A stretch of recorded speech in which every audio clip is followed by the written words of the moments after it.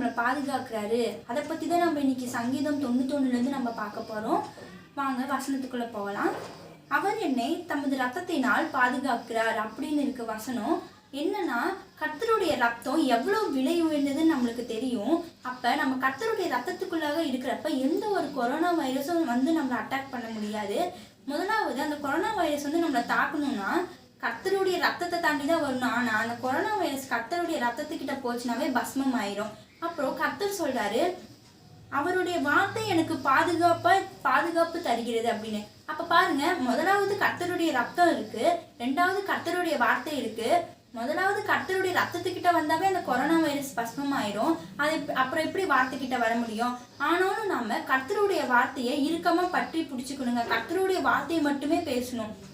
எனக்கு எந்த ஒரு கொரோனாவும் வராது, நான் உமது ரத்தத்திற்குள்ளாக இருக்கேன், உங்களுடைய ரத்த கோட்டைக்குள்ளாக நான் இருக்கேன் அப்படின்னு நம்ம கர்த்தருடைய வார்த்தையை மட்டும்தான் பேசணும். அடுத்தது பாருங்க, என் பக்கத்தில் என்ன தீங்கு நேர்ந்தாலும் அது என்னை அணுகவே அணுகாது அப்படின்னு சங்கீதம் 91 சொல்றாரு.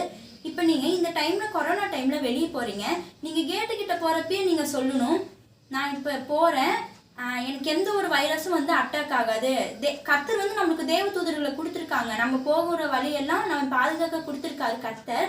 ஆனாலும் நம்ம சொல்லணும், கேட்டுக்கிட்ட போய், நான் தேவ தூதர்கள் கட்டளை இடுகிறேன், நான் போகும் வழியெல்லாம் என்னை காக்கும்படிக்கு நான் கட்டளை இடுகிறேன் அப்படின்னு நீங்க சொல்லணும். பாருங்க, எங்க சர்ச்சில் நாங்க சங்கீதம் 91 விசுவாச அறிக்கையை நாங்க படிக்கிறோம். அதை கொஞ்சம் நாங்க மாத்தி படிக்கிறோம். நான் சொல்றத நீங்க காலையில எந்திரிக்கிறப்பையும் சொல்லுங்க, நைட்டு தூங்குறப்பையும் சொல்லுங்க. எந்த ஒரு இந்த கொரோனா வைரஸ் இல்லைங்க, இனி எத்தனை கொரோனா வந்தாலும் அது உங்களை ஒண்ணுமே பண்ணாது. வாங்க அந்த விசுவாச அறிக்கைக்குள்ள போகலாம். சங்கீதம் 91. உன்னதமானவரின் மறைவில் இருக்கிற நான் சர்வ வல்லவருடைய நிலையில் தங்கி இருக்கிறேன்.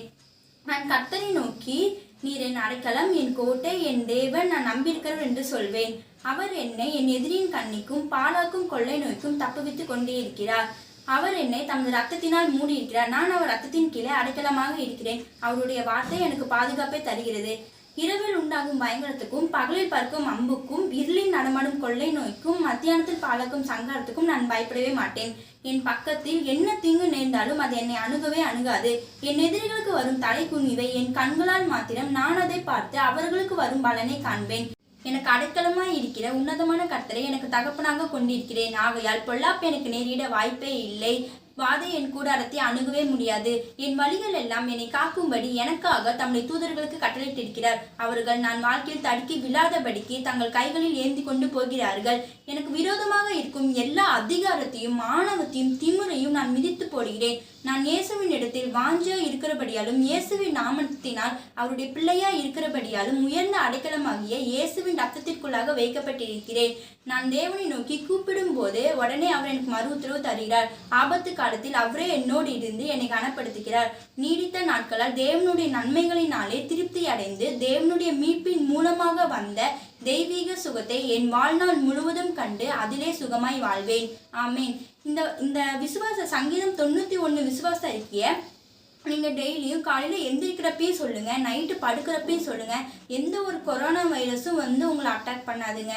ஆமேன். கர்த்தருடைய வார்த்தையை நல்லா பற்றி கொள்ளுங்க. ஆமேன். பாய்.